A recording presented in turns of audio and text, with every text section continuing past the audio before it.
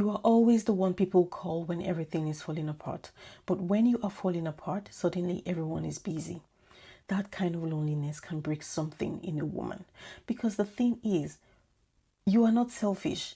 You are not careless. You are not the kind of person who sees needs and walks past it easily. You notice, you feel, you anticipate, you step in, you hold things together before anyone even asks. You remember what people forget. You carry what people drop. You make sure everyone is okay. And for a long time, you may even call that love. You may call it service. You may call it maturity. You may call it being dependable. You may call it being the strong one. But slowly, something begins to happen. You realize that the more you save everyone, the less anyone thinks you need saving. The more you carry, the more people assume you are built for weight. The more you show up, the more people treat your presence like infrastructure. Not a gift, not a sacrifice, infrastructure. Something that is just supposed to be there. And that is where the pain begins. Because you can spend years being the person everyone depends on, only to realize that dependency is not the same thing as love. People can need you and still not see you. They can rely on you and still not protect you. They can praise your strength and still leave you unsupported. They can call you amazing while quietly benefiting from your exhaustion. And that is one of the most devastating things a woman has to wake up to. That being useful can look like being valued, but it is not the same thing. Being valued comes with care. Being used comes with expectation. Being valued makes people ask, how are you holding up? Being used makes people ask, can you do one more thing? And many women have been trained into service so deeply that they do not notice when service becomes self-erasure. They know how to help. They know how to rescue. They know how to adjust. They know how to make peace. They know how to absorb stress. They know how to anticipate emotional needs. They know how to hold a family, a relationship, a ministry, a friendship, a workplace, a man, a crisis, a whole atmosphere together. But they do not always know how to ask, who is holding me? Who notices when I am tired? Who protects me from becoming everybody's emergency room? Who checks whether my giving is still coming from love or from fear? Because sometimes overfunctioning does not come from strength. Sometimes it comes from conditioning. Sometimes it comes from being taught that your value is in what you can do for people. Sometimes it comes from being praised for carrying things that should never have been yours. Sometimes it comes from being the child who learned early that peace depended on your emotional intelligence. You became the one who could read the room. You became the one who could calm things down, the one who could adjust her own needs so other people would not fall apart. And nobody called it survival. They called it maturity. They called it wisdom. They called it being responsible. They called it being a good girl. They called it being a good woman, a good wife, a good Christian, a good friend. And before you knew it, your entire identity became service. Not service as a beautiful overflow of love, but service as proof that you deserve to belong. That is the trap. When service becomes identity, rest feels like guilt, boundaries feel like betrayal, saying no feels like cruelty, being unavailable feels like failure, and needing help feels almost shameful. So you keep going, you keep showing up, you keep saving people, you keep rescuing grown adults from consequences they should be facing. You keep emotionally translating for people who refuse to grow. You keep covering gaps that others keep creating. You keep carrying what breaks your back and calling it love. But somewhere underneath all of that giving, resentment begins to grow. Quiet resentment, the kind you do not want to admit because it makes you feel guilty. You love them. You care. You want to help. But something in you is tired of being needed more than you are nurtured. Because something in you is tired of being praised but not protected. Something in you is tired of being the safe place for everyone while having nowhere safe to fall.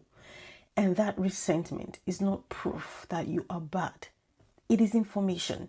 It is your soul telling you that something has become unequal. Something has become extractive. Something has crossed the line from love into labor. Because resentment often grows where needs have been repeatedly ignored. It grows where boundaries never were allowed to exist. It grows where giving was expected, but replenishment was absent. It grows where a woman is treated like a resource instead of a human being. And if you have been feeling that, I need you to stop calling yourself bitter too quickly. Maybe you are not bitter. Maybe you are underprotected. Maybe you are overextended. Maybe you are exhausted from performing strength in places where you should have been allowed to be held. Maybe you are angry because your body knows you have been carrying more than your portion. And this is where the shift has to happen. Because some women are not tired because life is hard. They are tired because they have become the life support system for everyone around them. They are tired because their compassion has no gate. They are tired because their service has no boundary. They are tired because their emotional labor has become invisible. They are tired because everyone benefits from their strength, but very few people take responsibility for protecting it. And let me say something clearly.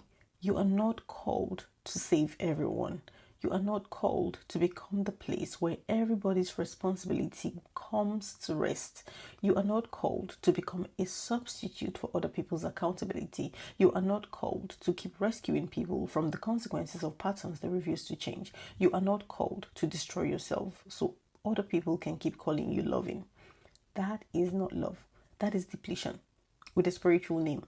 And for women of faith, this can become even more complicated because service is sacred. Helping is beautiful. Bearing burdens can be godly. But even Jesus was not available to everyone at every moment. Even Jesus withdrew. Even Jesus rested. Even Jesus allowed people to be disappointed. Even Jesus did not let need become Lord over his assignment. So why were you taught that being godly means having no limits? Why were you taught that your exhaustion is proof of your love? Why were you taught that if people need you, you must always give them access? Need is not always a call. Sometimes need is a demand. Sometimes need is entitlement. Sometimes need is manipulation. Sometimes need is someone refusing to develop what they keep borrowing from you. And discernment is knowing the difference. Because not every person who needs you is assigned to you. Not every crisis is yours to solve. Not every burden is yours to carry. Not every emotional emergency is an invitation from God. Sometimes it's just another place where your unhealed need to be needed is being activated. That may be hard to hear, but it may also set you free. Because when you have built your identity around being the one who saves everyone, you can start confusing being needed with being loved. You can start confusing exhaustion with purpose. You can start confusing overfunctioning with faithfulness. You can start confusing people's dependence on you with your importance. But real love does not require you to disappear into usefulness. Real love does not only show up when you are functioning. Real love does not abandon you in the moment you have needs. Real love does not make you feel guilty for being human. And if people only know how to relate to you when you are helping, saving, carrying, soothing, fixing, giving, praying, covering, and holding everything together, then they may not know you. They may only know your function.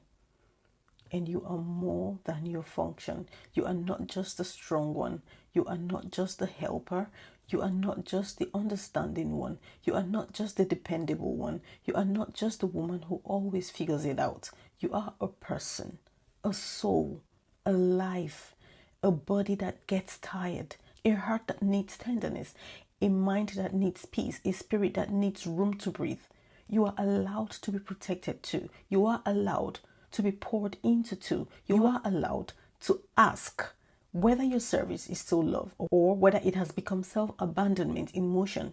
That question matters because service that is rooted in love gives life, but service rooted in fear slowly takes yours. Fear of disappointing people, fear of being called selfish, fear of being needed less, fear of losing your identity if you stop being useful, fear that if you are not saving people, you may not know who you are. And maybe that is where healing begins. Not by becoming cold, not by becoming selfish, not by hardening your heart, but by letting your service come from fullness instead of depletion, by letting your yes come from truth instead of fear, by letting your help come from boundaries, by letting other adults carry their own lives, by learning That love does not mean interrupting every consequence before it teaches someone something. And maybe some people will be disappointed. Let them. Maybe some people will call you different. Let them. Maybe some people will say you have changed. Good. Maybe what they called change is simply the moment you stopped abandoning yourself to keep everyone else comfortable. Because the woman who saves everyone must eventually ask, who am I when I am not rescuing? Who am I when I am not carrying? Who am I when I am not being useful? Who am I when I finally let people be responsible for their own lives? That question may feel terrifying at first, but it is also the beginning of freedom because you were never created to be everybody's safety net while having none of your own. You were never created to be the emotional infrastructure of people who refuse to grow. You were never created to disappear inside your capacity to help. You were created to live too. This is Redefine Your Narrative.